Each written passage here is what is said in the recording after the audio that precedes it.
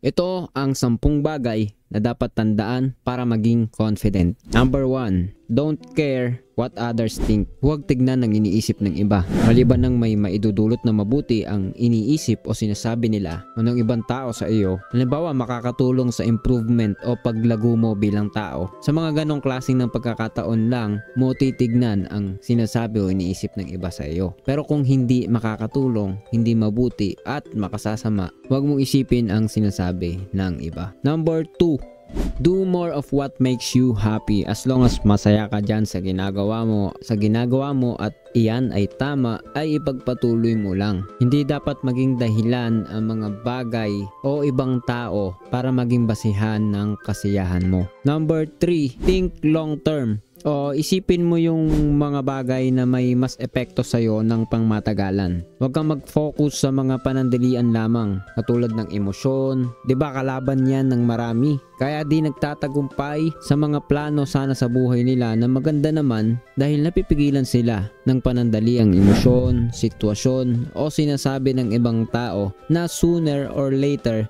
di naman nila kasama. O kaya ay hindi naman ganun na ang sitwasyon in the future, pero dahil mas inuna nila yung mga bagay na pang ngayon lang, naapektuhan yung dapat sana ay yung mga bagay na pang mas matagalan. Isipin mo yung mga bagay na pang long term at hindi pang short term. Number 4, get things done. Gawin mo, tapusin mo ngayon mismo. Pero paalala lang, 'di ba? Ito ay sa mga bagay na napag-isipan mo na. Magbigay ka ng time sa iyong sarili para mag-isip, manimbang, magdesisyon. At kung enough na ang panahon na ginugol mo, isagawa mo na ito. Walang paligoy-ligoy. Wala ka nang iisipin kundi maganap yung dapat mangyari. Hindi ibig sabihin na hindi ka na mag-iisip. Di ba nga, sa una pa lang dapat napag-isipan mo na ang lahat. Nagkaroon ka na ng enough time para dito. Number 5, be fearless. Huwag kang matakot o hindi ka dapat yung matatakotin. Isa sa malaking kalaban ng tao ang takot.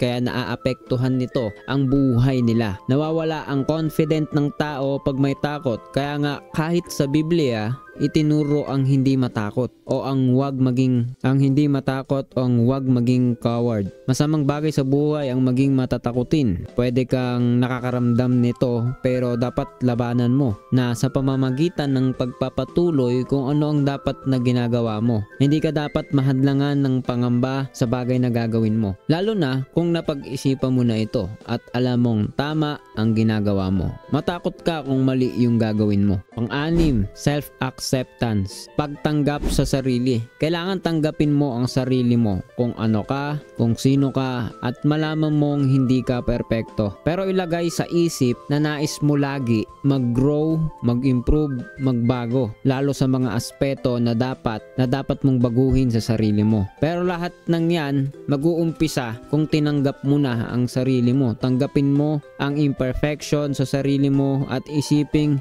laging may pag-asa para magbago sa ikabubuti mo. Sa gayong paraan, makakaharap ka sa iba ng confident dahil ikaw mismo kilala mo ang sarili mo, hindi mo niloloko ang sarili mo, hindi ka nagpapanggap, hindi nakabase sa iba ang pagkatao mo. Ang pangpito, validate your feelings. Ugaliing i-analyze ang sariling damdamin. Alamin mo kung tama ba ang nararamdaman mo. Siguraduhin hindi ka nagdedesisyon dahil lang sa nararamdaman mo. Tandaan mo, hindi totoong hindi natuturuan ng puso. Pag-aralan mo kung paano mo makokontrol ang emosyon mo at magdesisyon ka sa mga bagay sa buhay mo na ginagamitan mo ng kaisipan, hindi damdamin lamang. Maganda ang may damdamin, pero hindi pwedeng damdamin lang. I-validate mo ito. Kung tama ang nararamdaman mo, ipagpatuloy mo. Kung mali ay itigil mo. Hindi pwedeng dahil sa takot o dahil sa hiya ay gumawa ka ng mga bagay na mas nakakahiya o mas nakakatakot. Sabi nga, live your life with no regrets, pero idagdag mo ang pagbabalidate ng damdamin mo. Number 8 ay focus on self-improvement. Bigyan mo ng pansin ang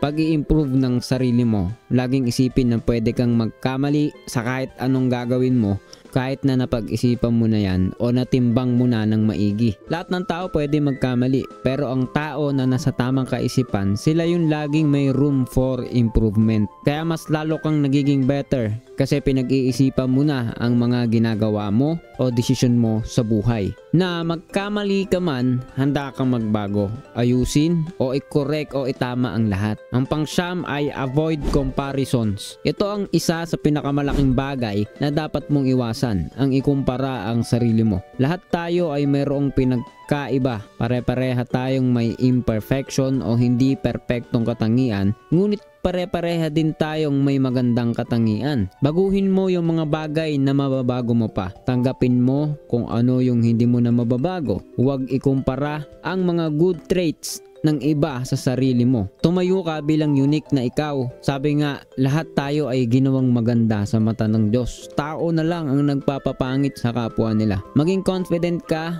ipakita mo na lahat tayo ay may kanya-kanyang kagandahan sa pagkatao na dapat palaguin o pagyabungin. And lastly, last but not the least, gawin mo kung ano ang tama. Pag sure ka na iyan ay tama, hindi importante ang sasabihin ng iba. Kung sigurado kang tama ang gagawin mo, huwag ka magpaapekto sa damdamin mo. Kailangan natin humakbang magsimula para sa ikabubuti ng ating mga sarili at ng bawat isa. Bakit ba may mga taong pikit matang ginagawa nila ang isang bagay kahit mali? Kasi alam nilang mali, 'di ba? Di nila matiis na nakadilat ang mga mata nila habang gumagawa ng mali. Pero ikaw, na taong nakapag-isip ng tama, na-validate mo na tama ang nilalakaran mo, mabuti at makakatulong, bakit ka matatakot? Bakit ka pipikit? Diretsong tingin ang gawin mo. Hindi ka magsisisi kung tama ang ginagawa mo. Iingatan ka ng makapangyarihan sa lahat, pagpapalain ka niya at hindi ka pababayaan. Magtiwala ka lang, kaya mo yan dahil hindi ka nag-iisa. Sa paggawa mo ng katwiran, laging may kasama ka. Please don't forget to hit the subscribe button and notification bell para updated ka palagi sa mga videos natin. Ikaw ba, anong masasabi mo sa paksang ito? See ya sa susunod na video.